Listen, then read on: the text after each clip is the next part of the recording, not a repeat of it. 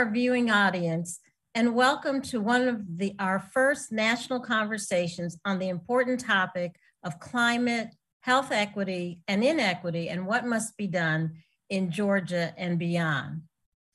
Today's program is hosted by Moms Clean Air Force, and is also being aired by the Georgia Conservation Board Voters and Georgia Sierra Club.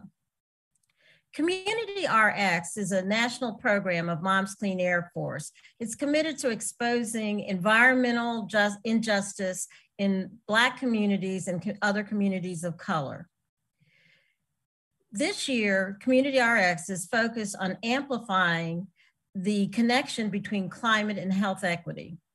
We are bringing together community organizers, healthcare providers, and lawmakers who understand the importance of identifying solutions that address the connection between climate and health inequities, and sharing their experiences in addressing how moms and dads can engage with lawmakers and healthcare providers to demand stronger protections for our children from climate and air pollution.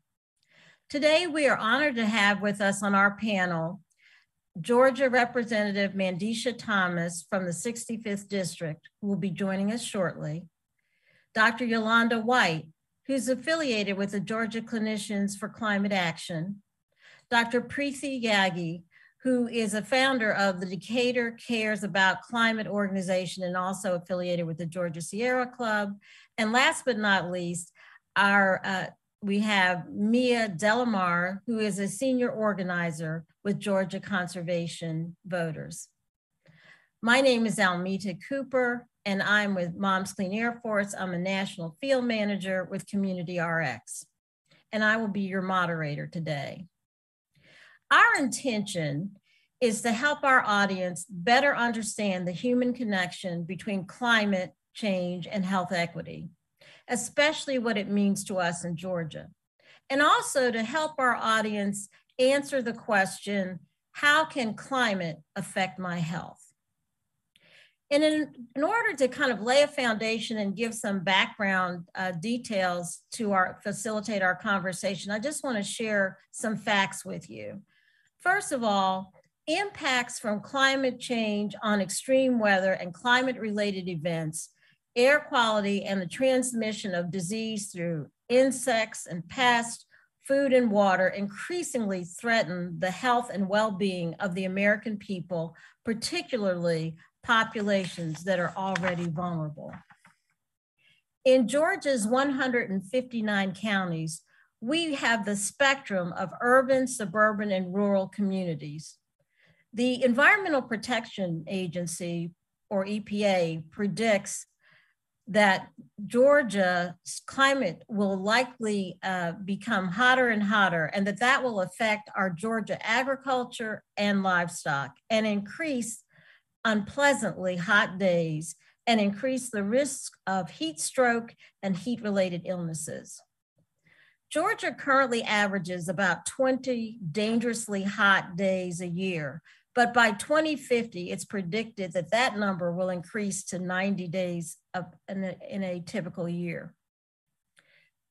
The Georgia Department of Public Health reports that in 2017, about 2,600 children up to the age of 17 were hospitalized because of asthma-related conditions.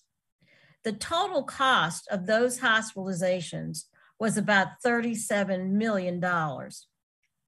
And last but not least, in a recent report that was just issued this month by the Government Accountability Office, GAO, where they reported on the impacts of natural disasters on vulnerable school communities, school districts. And in that report, they identified that there were heightened challenges that occur in vulnerable school districts after a natural disaster. And particularly, these challenges fall into 4 categories: emotional, academic, financial, and fiscal issues. School officials reported that these disasters caused significant emotional trauma to students due to the stressors of extended housing instability, food insecurity, parental job loss, and social disconnection. So these factors are some of the factors that we're bringing to our conversation today. I also want to add that what I have personally experienced as I talk to Georgians across the state is that while they may accept the science that is related to climate change and therefore generally embrace the concept that there is climate change, they struggle with what climate change means to them individually and how it impacts them now and in the future. It is both bold and accurate to say that climate change is a significant threat to the health of Georgians and especially to its most vulnerable communities. Now I'd like to turn to our conversation and introduce our very dynamic panelists. And I'm going to ask each of them to talk about the passion that she brings to our subject matter and some of the work in which the individual has engaged. Now let's welcome Dr. Yolanda White. And before Dr. White gives us her opening remarks, let me tell you something about her background. She's a pediatrician who specializes in environmental health, where she provides risk screenings, assessments, and guidance on ways to reduce the body toxin burden and adopt a more eco-healthy lifestyle.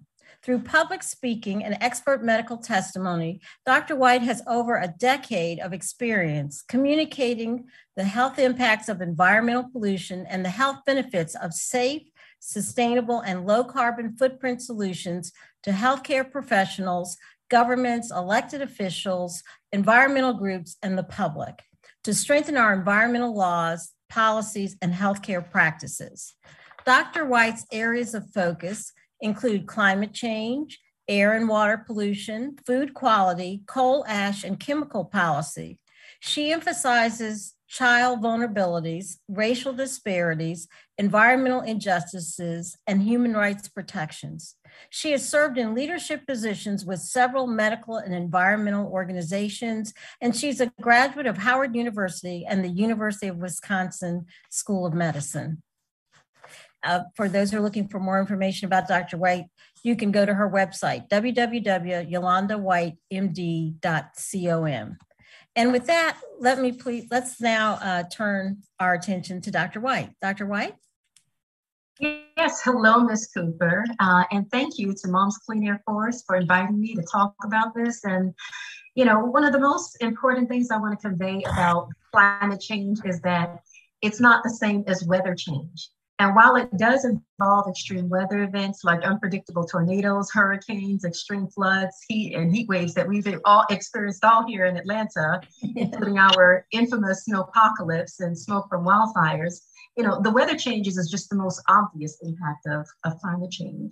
And regarding the warming of the Earth's surface, it's not unusual for temperatures to, you know, change 20 to 30 degrees in one day, but the climate actually looks at long-term 5-year increments where planetary warming of just 2 degrees Celsius is a big deal.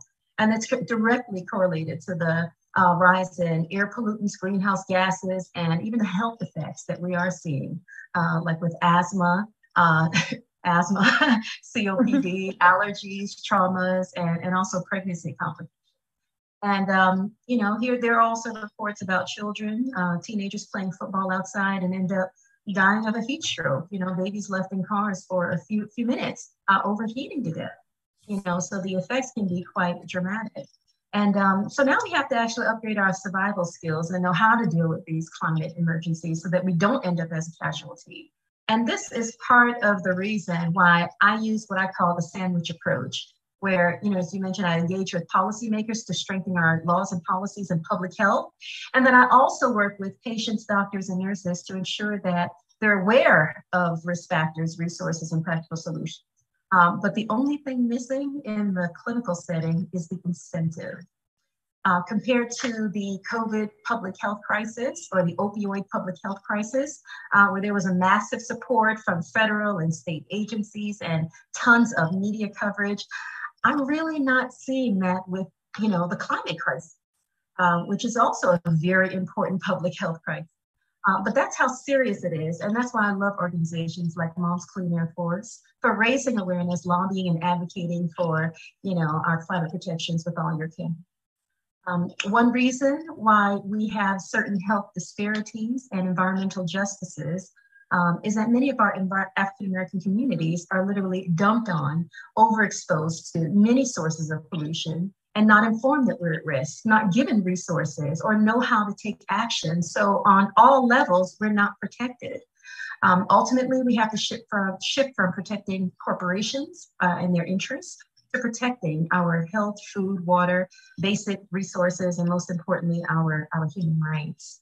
I'm also on the EPA's Children's Health Protection Advisory Committee. And I just want to emphasize that we recently provided expert advice to the EPA administrator on how to better protect children at school and in childcare settings. And some of the advice does include working with Health and Human Services, increasing community engagement, disaster preparedness, updating the website, and increasing environmental surveillance. But the EPA can't do it all on their own. So we're all going to have to apply a lot of pressure. In fact, our progress is dependent on it. And now let's welcome Representative Mandicia Thomas. State Representative Mandicia Thomas represents the citizens of House District 65, which includes portions of Fulton and Douglas counties. She was elected to the Georgia House of Representatives in 2020. She serves on the Agriculture and Consumer Affairs, Industry and Labor, and Information and Audits Committees. As a business owner and healthcare industry expert, she has directed her attention as a public servant to yielding results for economic development, environmental justice issues, and the need to access quality healthcare providers and mental health services. Representative Thomas's political experience began with working on U.S. House Speaker Nancy Pelosi's campaign for the California General Assembly. In 2018 and 2019, she served as a legislative aide for the Georgia General Assembly. She believes in remaining connected and engaged with her constituents. She's the founder of the Georgia Environmental Justice Education and Awareness Symposium, the Apple Day Mobile Unit Health Fair of Georgia, and the 2021 Intellectual Summit of South Fulton County. Representative Thomas has also served on the boards of several community organizations, including Market 166 Co-op and Grocery Kitchen, Meadow Glen Subdivision, and the South Fulton Food Policy Council. She's also an active member of South Fulton's Cliftondale Community Club and a post seat holder for the Fulton County Democratic Party. Representative Thomas holds a Bachelor of Arts in Public Administration in Political Science from Grambling State University and a Master of Business Administration from Central Michigan University. Please let's welcome Representative Thomas, who's going to give us some opening remarks and tell us more about her passion and experience and also some very interesting legislation. Representative Thomas. Greetings. Yes, thank you. I'm Mandicia Thomas, State Representative for District 65, Georgia House of Representatives. The district covers Chattahoochee Hills, Douglasville, Fairburn, Palmetto, South Fulton, and Union City. Thank you so much for having me, Ms. Cooper. Thank you for the work that Mom's Clean Air Force is doing. A little bit about me, and you touched on it. I am a legislator, and I do sit on the State Labor and Industry Committee, as well as the Agriculture and Consumer Affairs Committee. And agriculture and environment really moves me because it's a district-specific need. I serve a district that is filled with agricultural and environmental injustices, such as the need to cultivate, process, and distribute food in our urban areas, and the need for horticulture, aquaponics, and beekeeping. When I look at the environment in the district, there's tons of raw sewage that spills into our creeks and streams. There's pollution from the exhaust of excessive 18-wheeler trucks. Not recently, but at one point, it seemed as if there was a water boil advisory each month. Not to mention the influx of cell towers, and our earth is warming because of this. And I really can't forget the fact that my district is 7 miles from the most busiest airport in the world, and that jet fuel is being dropped on some of the homes in our communities. So there's a lot of work to be done, Ms. Cooper. And there's been quite a bit of environmental legislation put forth in the 21-22 session. Last year, I did sign on to HR 70, which was a resolution, and it supported the state goal of 100% clean energy by 2050, the creation of thriving wage green jobs, and equitable clean energy transition. So one of my passions is health disparities in our communities. And I believe quite a bit of that comes from agricultural and environmental issues in the communities that I serve. So this year, I'm going to attack what is attacking us in the entire state: cardiovascular disease, also known as heart disease, which is the #1 chronic disease in the entire state of Georgia. Because of this, I have constructed a heart disease panel comprised of cardiologists and farmers to help combat this issue. We know that sleep deprivation, lack of physical activity, and stress triggers cause chronic diseases, but there are other systematic issues that play a role in heart disease as well. And some of those contributing factors are nutrition and environment. So the panel that I've been enlisted to construct is going to expose the environmental and nutritional inhibitors that are keeping the disease #1 in Georgia. And if you're interested, tickets for the disease can be found, or tickets for the panel can be found on Eventbrite under the Heart of the Matter. Thank you so much for those comments, Representative Thomas, and giving us the detail of what's going on in your district. It's very meaningful to give our audience an idea of specific examples, which you've really done.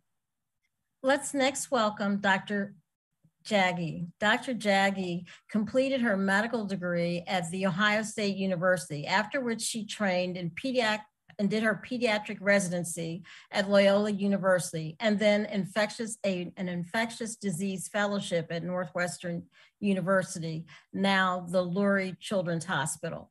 She's currently an associate professor of pediatrics at Emory University and medical director of the antimicrobial stewardship at the Children's Healthcare of Atlanta.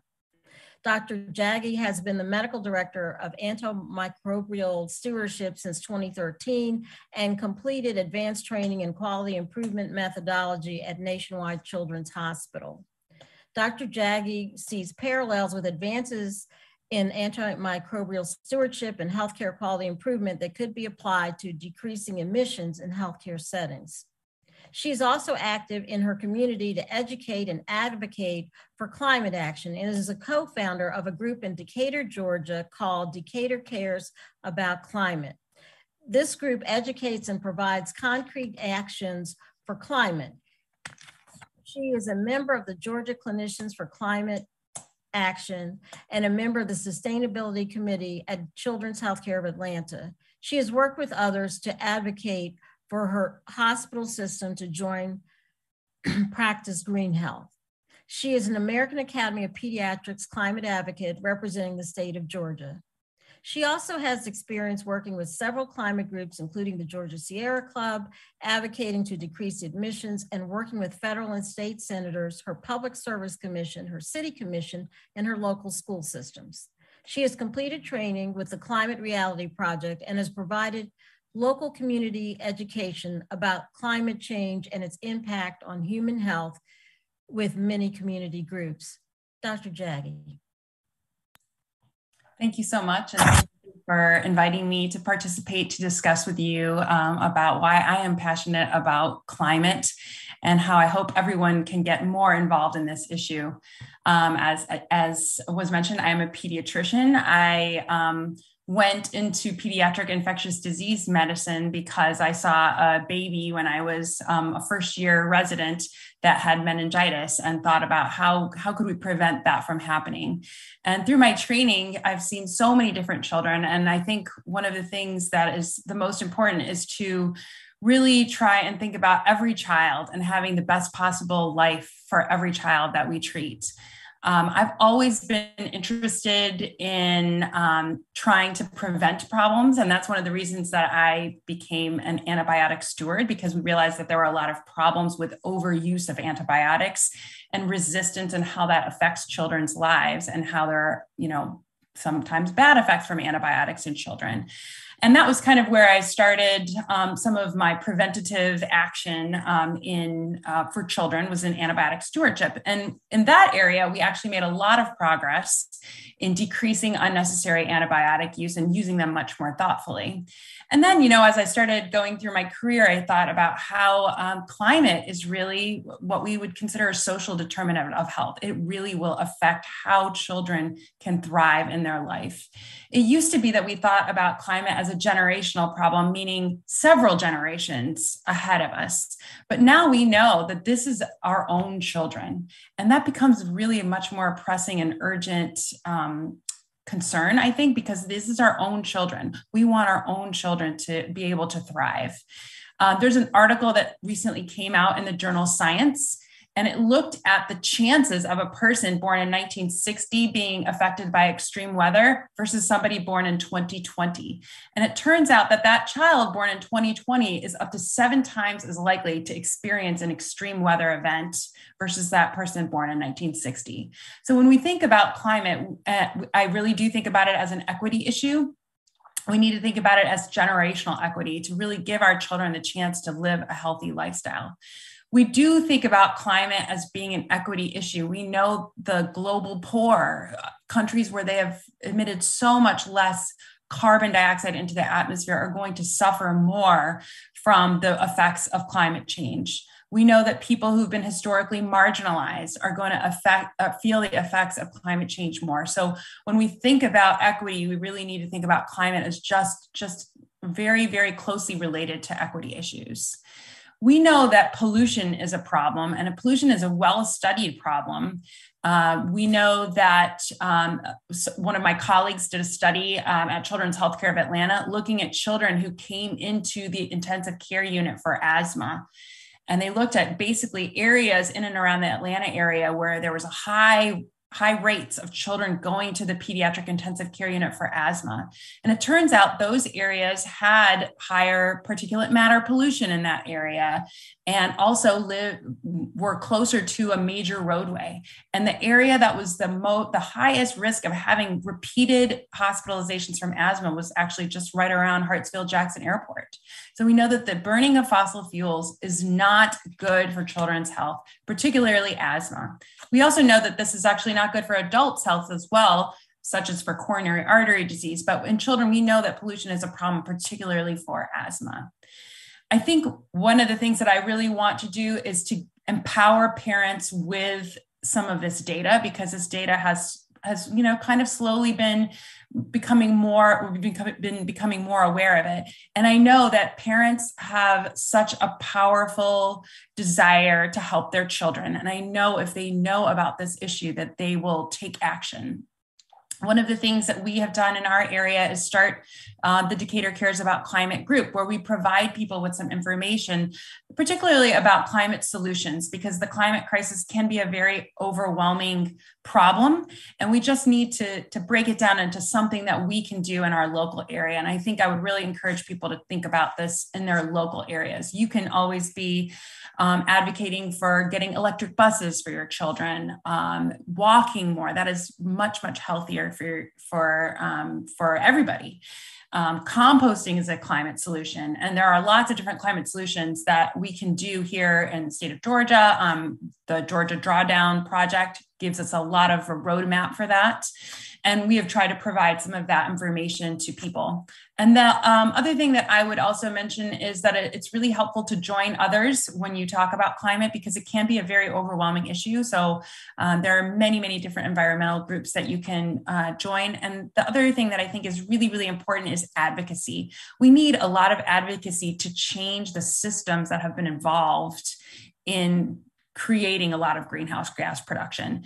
Even if you did everything perfectly, you were vegan, you don't fly, you walk everywhere, you still are only going to dent the amount of greenhouse gas emissions in the atmosphere just by a little. But if you advocate and you get other people to join you, you can make big, big changes. And I think there are lots of opportunities for that.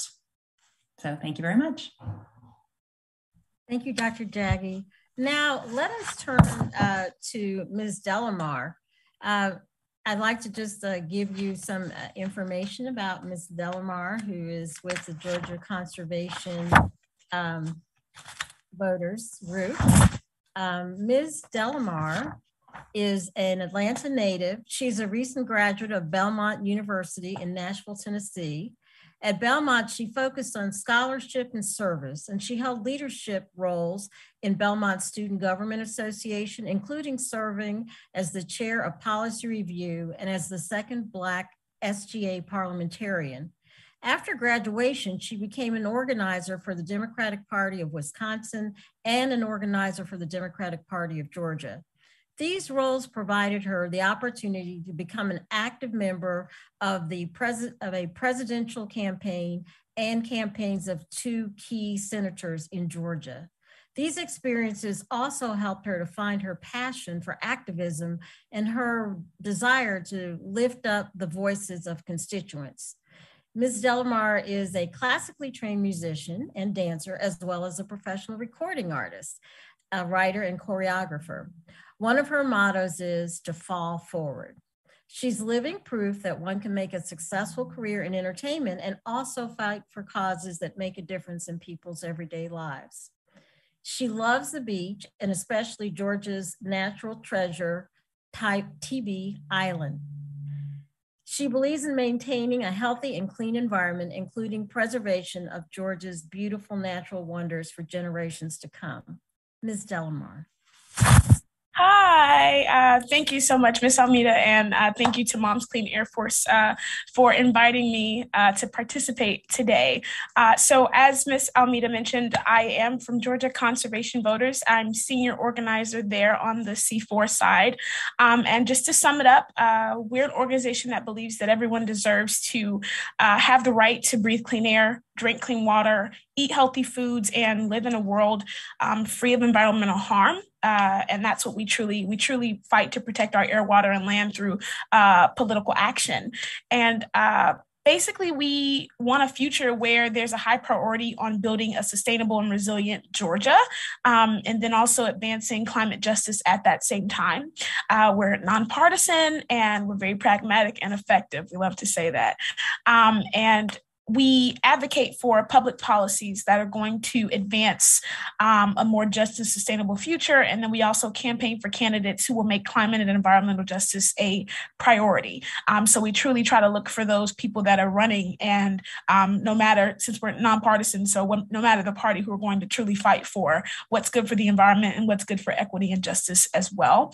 And then we also had an amazing documentary premiere about the city of Ado, Georgia, and the injustices that are going on there, and how these people do not feel heard by their government, and these businesses, big businesses that are coming into their community and messing up their air, messing up their quality of life.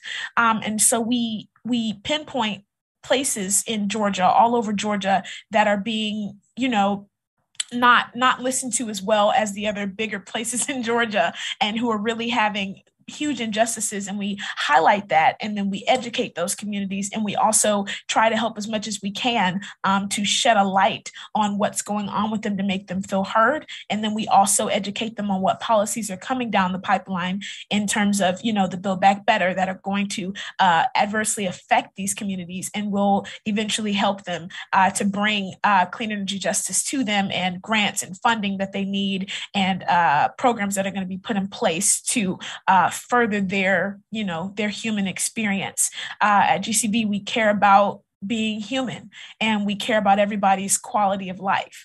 It doesn't matter what class you are, how much money you have, you deserve to live a environmentally safe life just as much as the next rich person who might have access to everything when you have access to little. So we really believe in evening the playing field and shedding light on those communities that don't get as much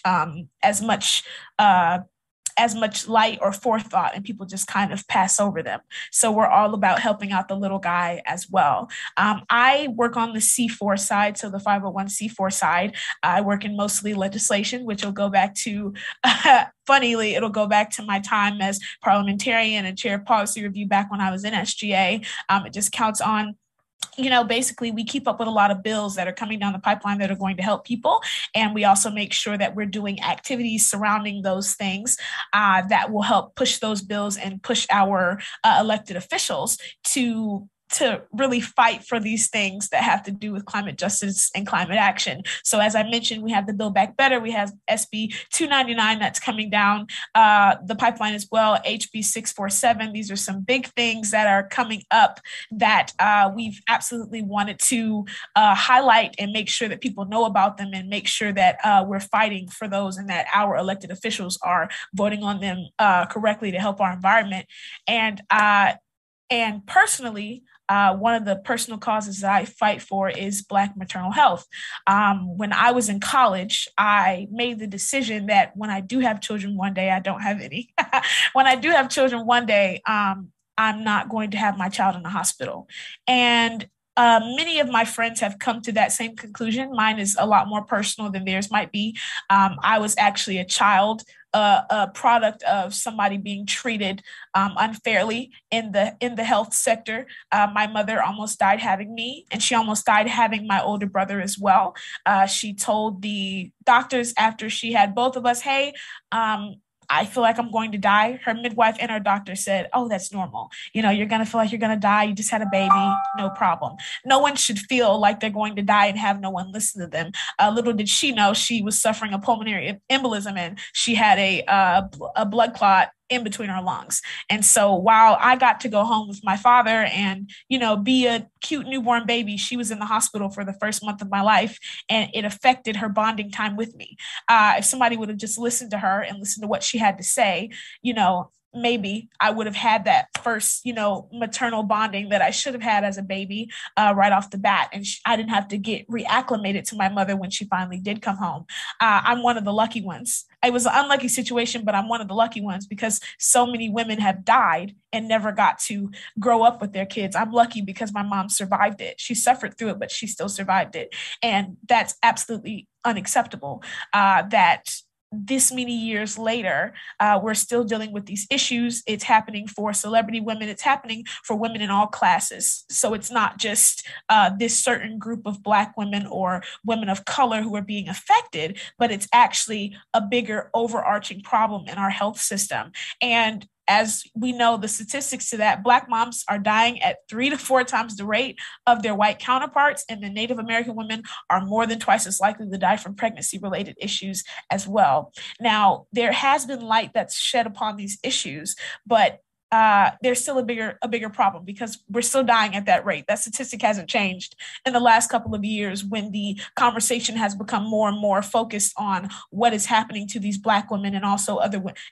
women of color that are coming into these spaces and feeling like they're not heard.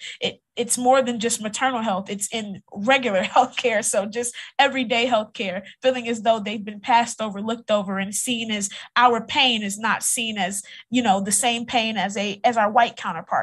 And so I really like to bring awareness to those issues. A couple of organizations that I love to support and I get great information from is the Black Mamas Matter Alliance. They're an amazing, amazing organization that really highlights what Black moms go through. And then there's also the Black Maternal Health Caucus. They have a lot of great information. You can follow them on Twitter about what's going on and what's coming down the pipeline about the Momnibus Act of 2021.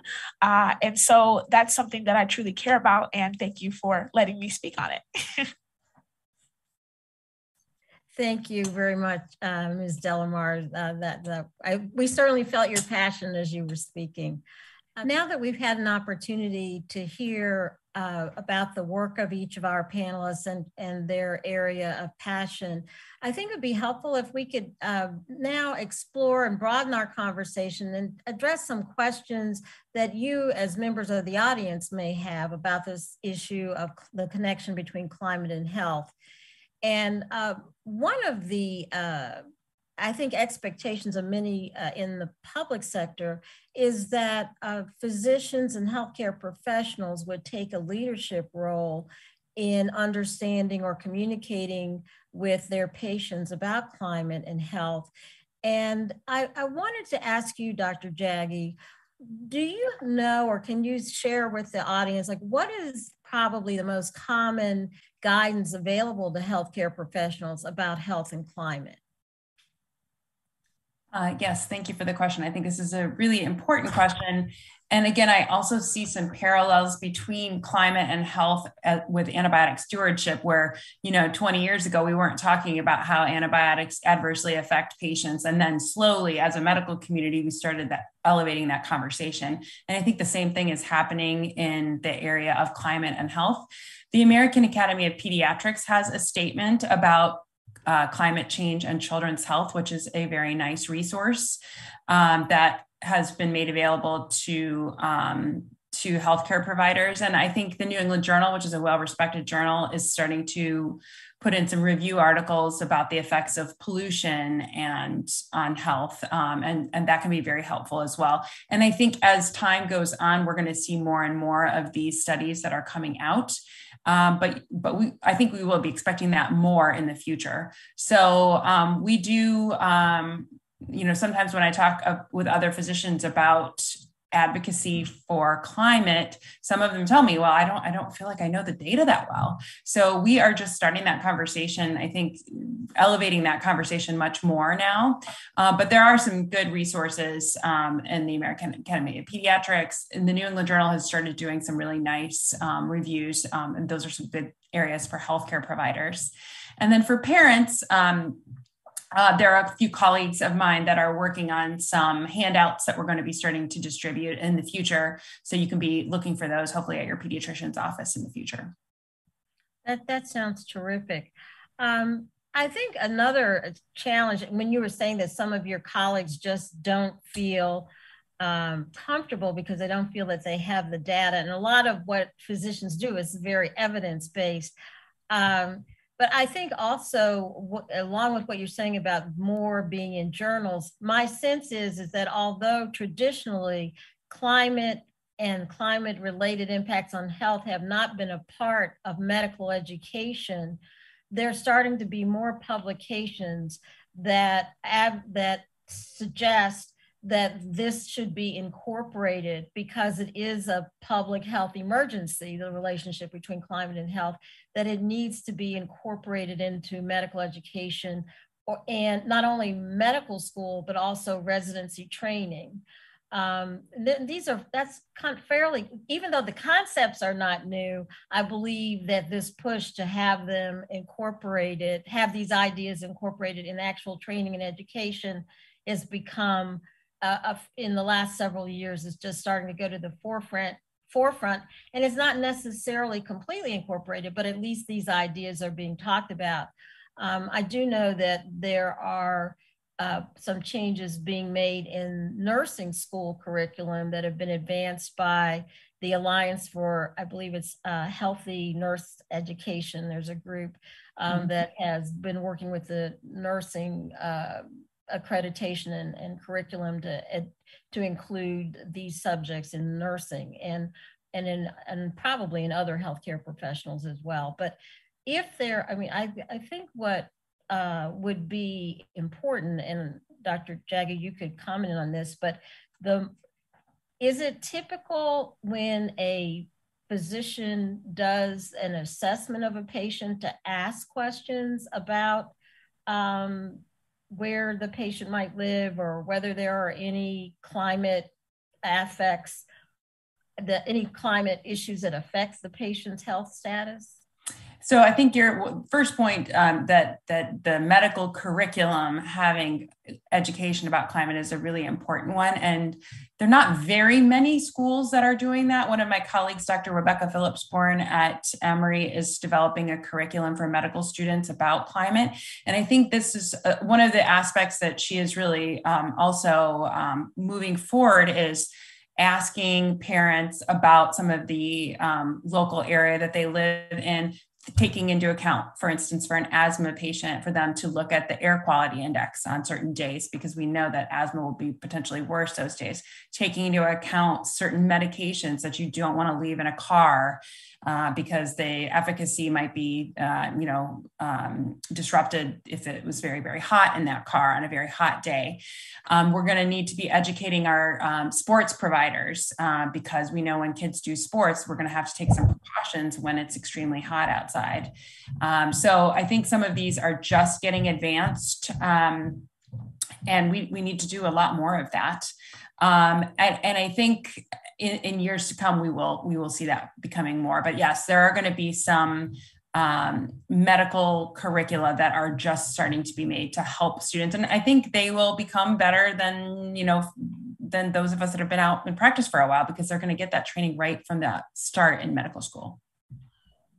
Thank you, Dr. Jaggi. That's very helpful. Ms. Delamar, you mentioned about the experience that your mother had at the time of the birth of yourself and of your brother.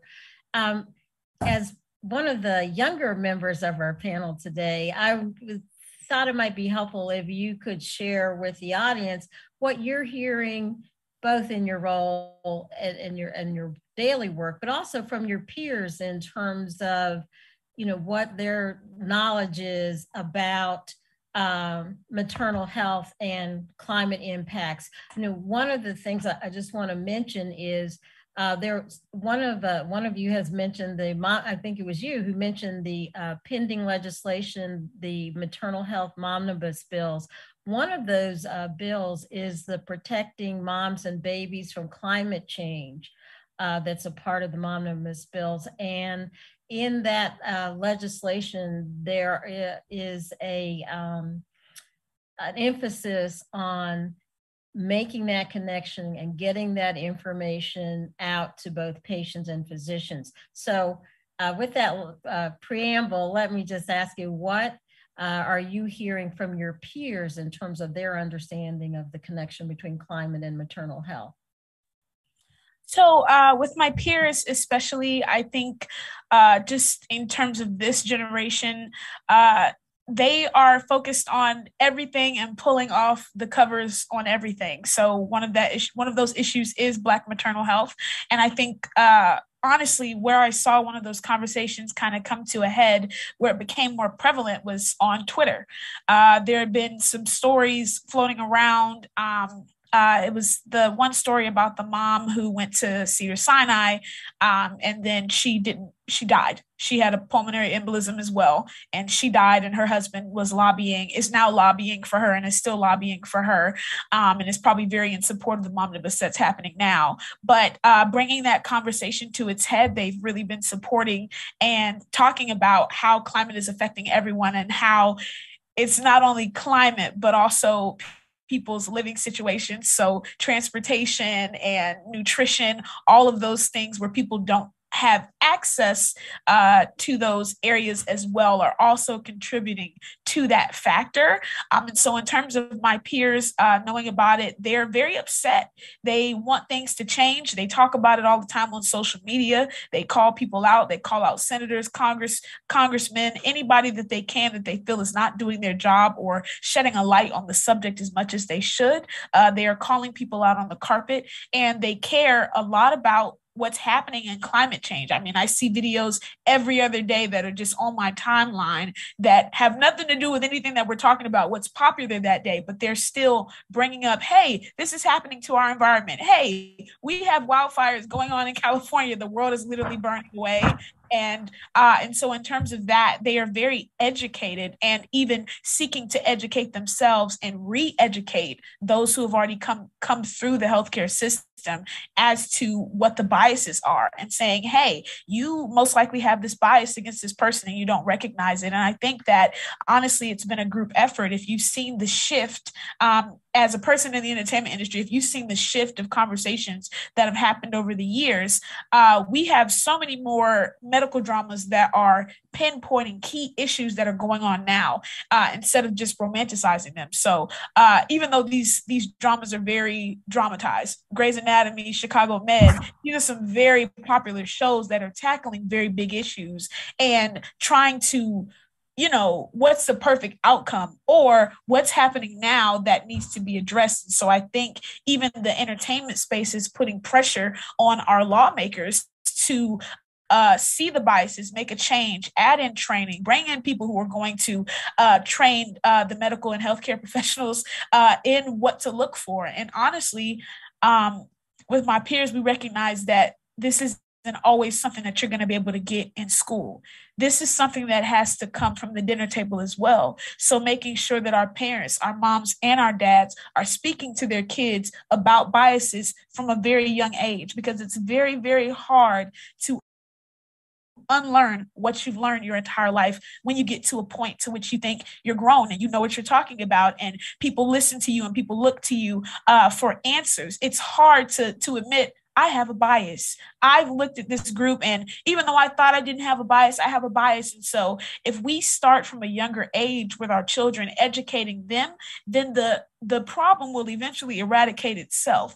But the younger we start, the easier it'll be to move up in the ranks. And so the children who do become health professionals one day, whereas we had to relearn, they've already learned it, and they didn't, it's going to become a natural thing. It's going to be something that they recognize right away because they've learned it from children. So it's truly going to be a group effort. So in terms of my peers, we recognize that we have to teach the next generation, in a way in which we were not taught. We are practically teaching ourselves and teaching the older generations, what needs to happen to make this world better, and getting them to listen. But with our kids, we can just tell them, hey, this is what we did in the past, and this is how we got here.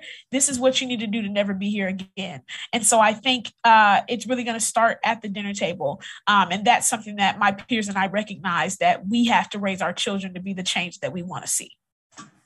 Thank you, Ms. Delamar. Dr. White, one question that I'd like to ask you about, because I know you have a significant amount of experience in working with parents in schools. What are your thoughts about working with schools in developing action plans for children with respiratory illnesses, especially asthma? Yes, excellent question. And it actually shows how schools are actually picking up the health burden of managing, air pollution in the climate crisis.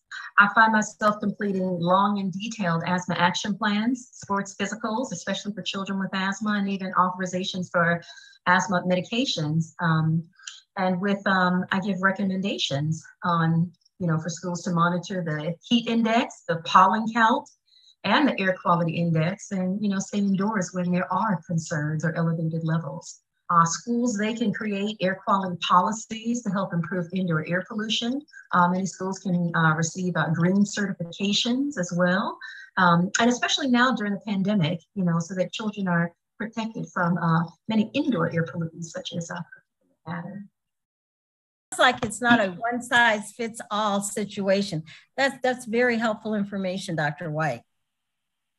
Sense is that although traditionally climate and climate-related impacts on health have not been a part of medical education, there's starting to be more publications that suggest that this should be incorporated, because it is a public health emergency, the relationship between climate and health, that it needs to be incorporated into medical education, and not only medical school, but also residency training. That's kind of fairly, even though the concepts are not new, I believe that this push to have them incorporated, have these ideas incorporated in actual training and education, has become in the last several years is just starting to go to the forefront, and it's not necessarily completely incorporated, but at least these ideas are being talked about. And now, Representative Thomas, I have a question I'd like to ask you, which really lines up with your opening remarks. And based on what you've described, there is quite a bit of agriculture in your district. And I'm wondering, what do you hear from your constituents about the impact of climate change and rising temperatures on their livelihood? I'm glad you asked that. Thank you for that question. Although I service a specific district, I do travel back and forth across the state, meeting with farmers, environmentalists, and local governments. And often we engage in conversations about climate change and how it's affecting the farmers and their abilities to grow crops, not to mention the toxins in the air that are killing the bees that our farmers need to grow their fruits and vegetables, that our communities need to consume to stay healthy. But some of the complaints I hear from our farmers on climate is our soil quality, the rainfall, and the temperature ranges. I mean, climate change is definitely interfering with sustainable growth and set to severely interrupt the production of several of our fruits and vegetables. And one of those projects or products I've recently come to like on top of my toast, which is avocado.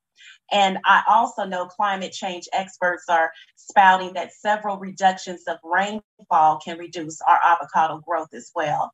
And so this is something that I'm severely interested in and working towards because the pollinations that are needed for our farmers are severely in jeopardy. Thank you for those comments, Representative Thomas. Thank each of the panelists for participating today.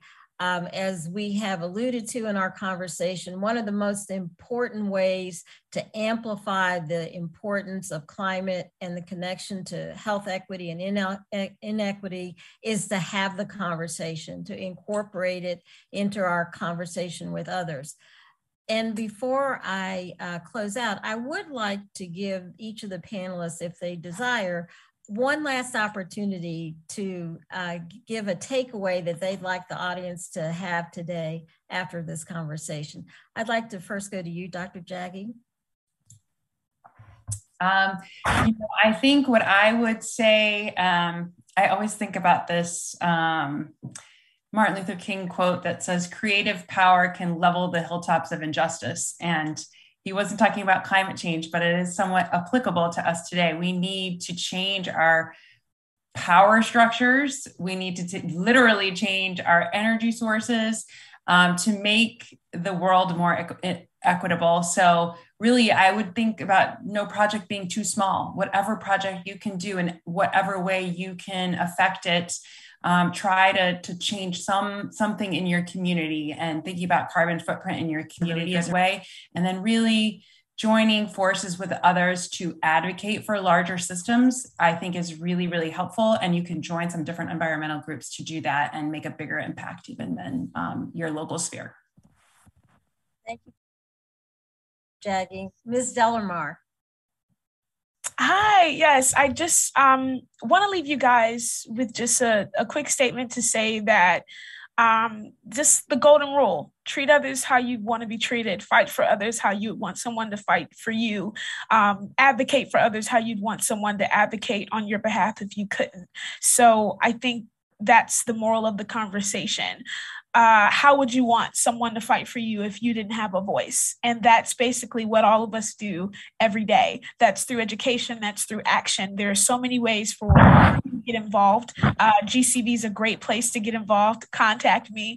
Mom's Clean Air Force is an awesome place to get involved. Georgia Sierra Club, Dr. Jaggi's organization as well in Decatur. There are so many ways for you to get involved and get active. There are so many avenues that are right around you, right around the corner from your house, that you can get active, that you can get out there and beat the pavement, join some nice climate rallies, or go to some events and vote for those people that are going to make sure their constituents are taken care of climate justice wise. So I encourage you all to go out there and get active, support Build Back Better, and do what it takes to get everything passed, because this really is going to depend on us. So treat others how you want to be treated and be the advocate for others that you want to be for yourself.